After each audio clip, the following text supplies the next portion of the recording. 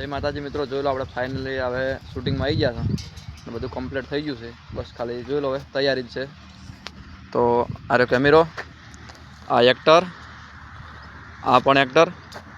તો જોઈ લો, બસ હવે સ્ટાર્ટ કરીએ છીએ. બના રહેજો બ્લોગમાં, બધું જે રીતનું શૂટિંગ કરે બતાવીશું. કન્ટિન્યુ રાખો. અને આ જગ્યા તો લગભગ મોટા ભાગે કોકરેજ તાલુકામાં હશે તો જોઈ લીધી છે.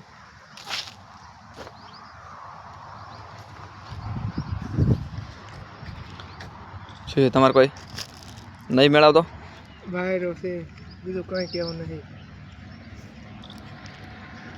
બીજું ઘાસ ધોઈએ છે.